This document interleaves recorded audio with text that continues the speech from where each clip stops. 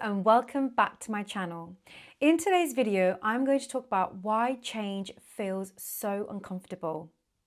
The first reason is that when you do something new, there's quite a level of uncertainty that's involved, whether that's something new in terms of something positive or something new in terms of something that is negative. So when you start to do something new, for example, what happens there is that uncertainty triggers the body's nervous system. What happens there is that the brain sends signals to the body that something is about to happen. And the way that is interpreted, because it's the unknown, it's uncertain, it's interpreted as something not so good, so dangerous, for example. And that can be even when something is positive. Now, when that happens, the body, it kind of goes into that stress response and it rises in terms of its production of cortisol levels. And again, that cortisol pumps around the body and it kind of sends these signals to the mind and body that, there's a threat, there's a dangerous situation about to happen. And so this is why uncertainty, whether it's a positive behavior that you're trying to engage in, it can start to make you question that behavior.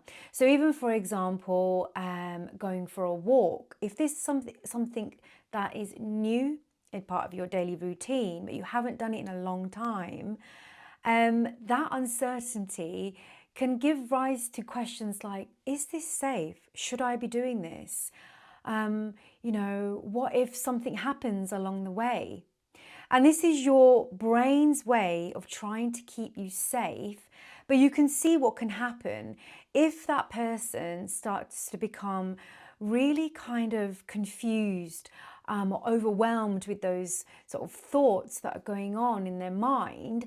It can actually stop that person from going for a walk. So uncertainty is the one to watch out for. The second reason why change feels uncomfortable is because it requires effort. And the reason why it requires effort is because that change is not yet a habit. And that means that you need to kind of think about what you're going to do, when you're going to do it, how you're going to do it. And that requires a lot of effort because you're doing that in the here and now. You're doing that in the real time because the brain has no coding system for this new behavior. So in fact, if you're doing something new, you're putting lots of effort into it, you might find that you're feeling quite tired, especially by the end of the day. But actually, that's not always a bad thing because you're creating and strengthening that new behavior. The third reason is that you've got to be more mindful. So by that, I mean, again, you need to be more aware of what you're doing. And that awareness is similar to point 2, which is you need to be conscious of what it is you're doing.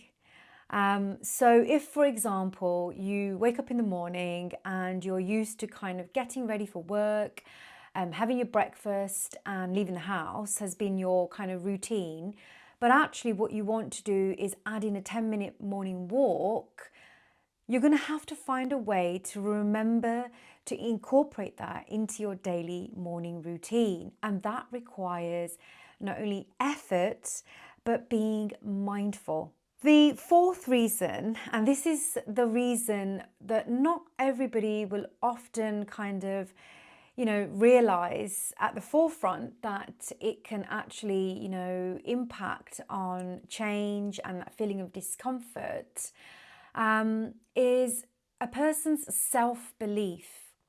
And by that, I mean their confidence in actually doing that behavior, believing that they can do it. And that self-belief often gets impacted because of past experiences. So the example here, and that I've seen many, many times, is weight loss. If somebody has tried to lose weight before and they've managed to lose the weight that they wanted to lose, but then have unfortunately regained that weight again, that can really impact on their confidence to lose weight again. So even if they kind of take that step and, try to do it again, try to do things differently this time, there may be those niggling thoughts at the back of their minds like, oh, you've done this before. How do you know it's going to work again? What's the point? What if this and what if that? And what if you can't do it? All these little thoughts that, that kind of run through that person's mind can really impact on their confidence. Because ultimately, what those thoughts are doing is they are trying to remind that person that you did this before, you failed, so there's no point doing it again. So what I would say to this is that, this is a new kind of a journey that you're taking. And as long as this time you kind of notice in those thoughts when they arise, but are still trying to move forwards with your goal, the chances are that you will succeed. If you can manage to ride out that uncertainty, that feelings of discomfort, that cliche saying, no pain, no gain. This is perfectly normal. It's a normal part of the process of change.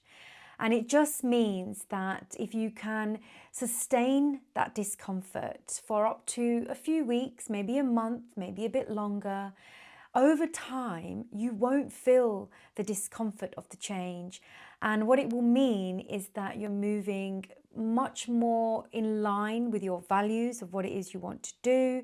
But ultimately, you will achieve the goal that you have set out to achieve. So I hope you found this video useful. If you haven't already, then please hit the subscribe button. And thank you again for watching.